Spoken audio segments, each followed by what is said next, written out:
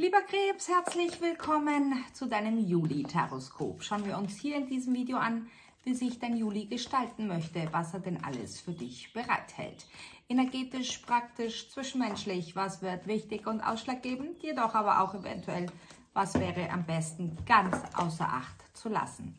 Zu diesem Video, wie immer bei mir, eine Extended-Version mit mehr Details. Den Link dazu findest du hier unterhalb dieses Videos in der Infobox. Bitte drück drauf, du wirst automatisch weitergeleitet. Der Krebs im Juli. Helle Aufregung. Etwas Unerwartetes. Programmänderung. Du entdeckst etwas. Neue Bekanntschaften. Es geht rund, lieber Krebs.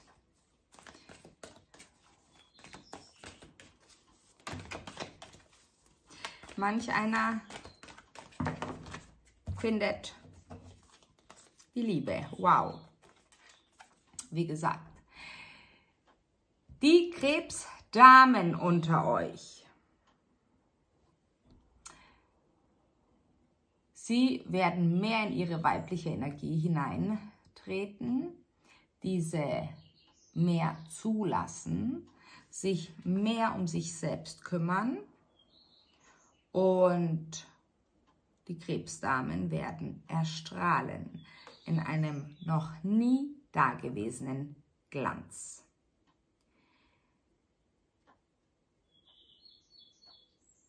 Gold und Karneol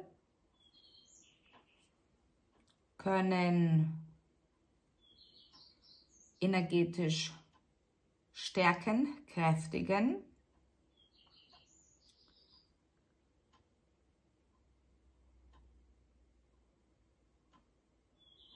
Die Zweisamkeit, die Liebe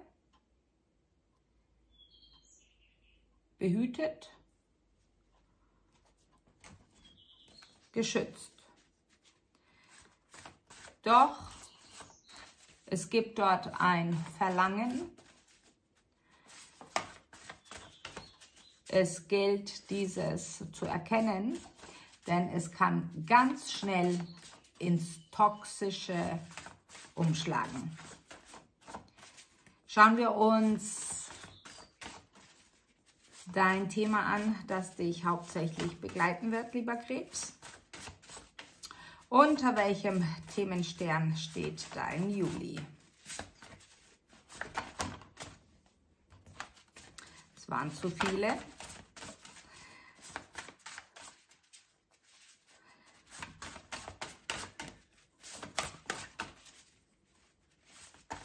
Sie sagen, der Krebs ist generell im Juli guter Dinge, doch es bedarf Aufmerksamkeit bei gewissen bürokratischen Angelegenheiten, vor allem bei denen, die liegen gelassen worden sind, so nach dem Motto, das kann ich in einer Woche auch noch machen.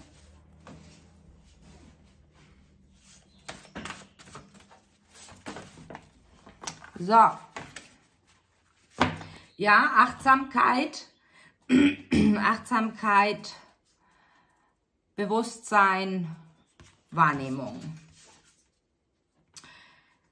Ich glaube, lieber Krebs, du wirst dir über deine Emotionen bewusst, was X und Y auslöst, wo der Trigger ist. Du möchtest verändern, doch Vorsicht, nicht zu impulsiv, bist du meistens nicht. Doch innerlich, vielleicht ist radikal das bessere Wort, nicht zu radikal.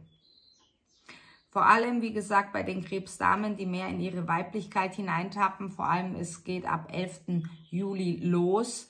kann es gut sein, eben wie gesagt, dass ihr sagt, so, von jetzt ab gleich wird das anders, mache ich das nicht mehr, sage ich das nicht mehr, denke ich das nicht mehr. Nicht zu radikal, weil es gut möglich ist, dass ihr wieder in die Gewohnheiten hineintappt, wieder das gleiche Muster ablaufen wird und ihr dann sehr schnell frustriert werden könntet.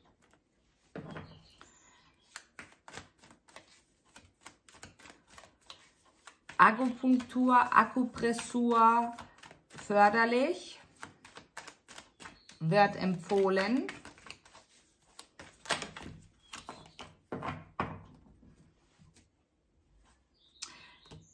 Vor allem für diejenigen, die unter Stimmungsschwankungen leiden.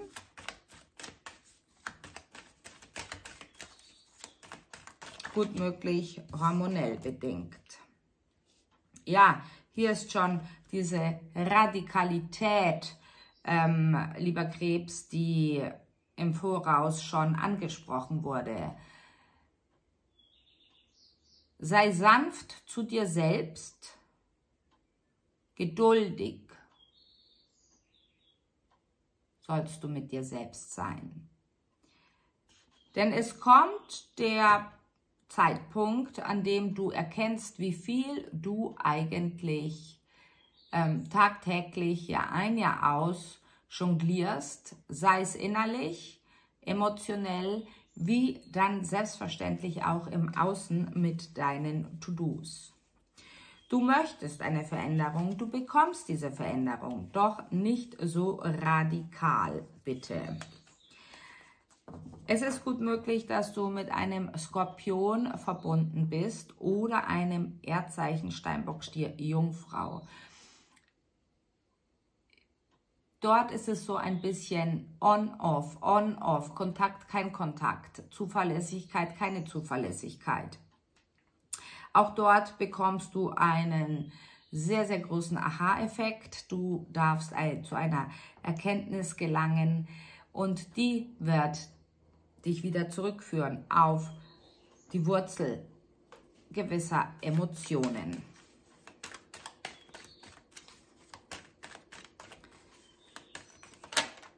Du möchtest einen totalen Neuanfang. Doch wie gesagt, du bekommst ihn. Doch muss dafür erst einmal die Erkenntnis erlangt werden. Dafür solltest du bereit sein zu verändern und die Veränderung ist loslassen. Wenn du geduldig mit dir selbst bist, kommt eines zum anderen. Das Universum möchte dir Klarheit schenken.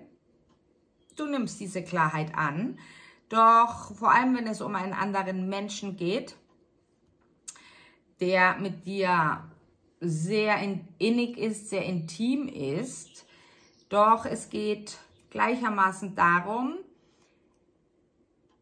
so sehr du die Harmonie und die Balance suchst im Außen, wenn sie in dir drin nicht vorhanden ist, wirst du sie auch im Außen nicht bekommen. Das ist Gesetz. Und somit fange bei dir an, um es im Außen manifestiert zu haben, lieber Krebs.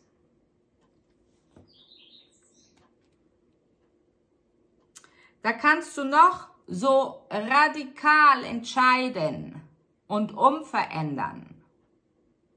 Deswegen stellt es sich trotzdem nicht ein. Du weißt, was wir meinen.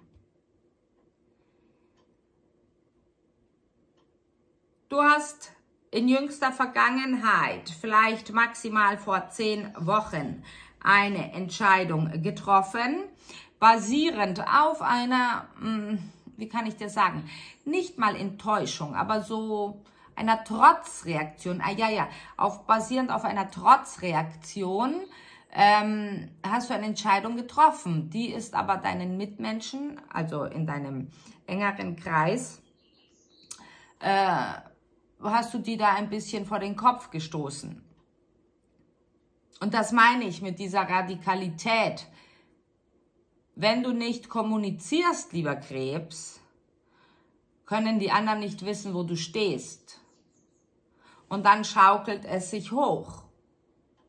Dann wirst du das nächste Mal vor den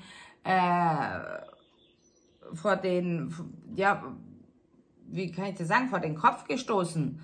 Und dann denkst du dir, aha, was die können, kann ich schon lang. Und dann geht es immer hin und her. Kommunizier doch einfach, was in dir vorgeht, warum du dich auf bestimmte Art und Weise entscheidest, auf dass es deine Liebsten nachvollziehen können, auf dass es keine Missverständnisse gibt.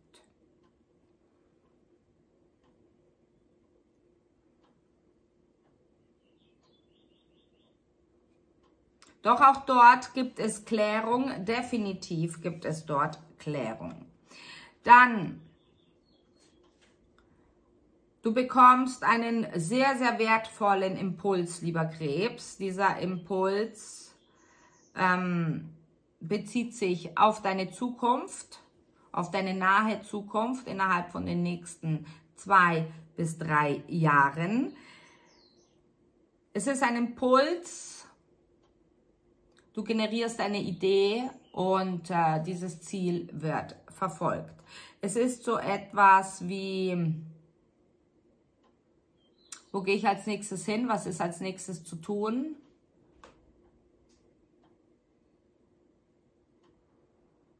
Was ist das Ziel? Sie sagen, schaue nicht zurück, schaue immer nach vorne. Das ist ganz wichtig.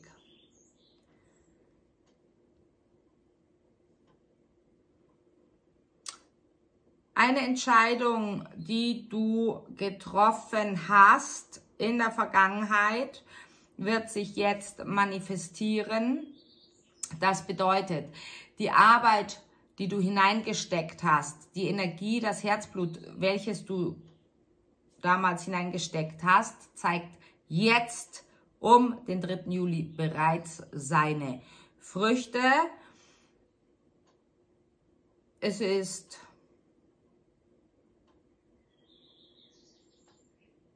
für dich eine persönliche Genugtuung und bestärkt dich noch mehr in dem, was du tust.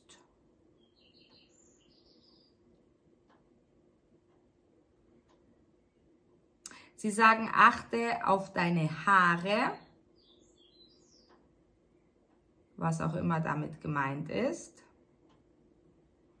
Und Seerosen spielen im Juli eine sehr, sehr große Rolle.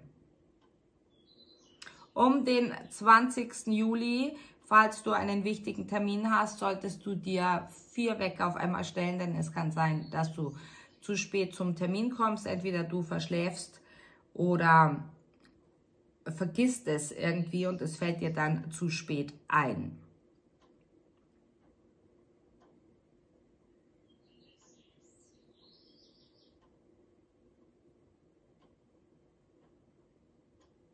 Am 8., zwischen dem 8. und 13. Juli kann ein Tag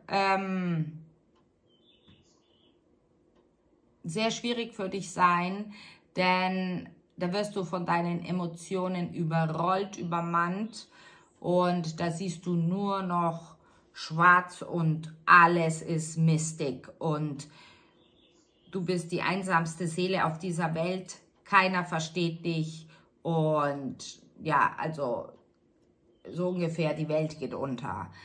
Doch auch dort, lieber Krebs, suche und bitte nach der Klarheit. Es ist vorübergehend, es ist ausgelöst durch einen Kontakt, ein Telefonat, ein Treffen, das nicht stattfindet. Und da wirst du stur und ist unnötig, weil man kann ja miteinander reden, nicht, lieber Stier?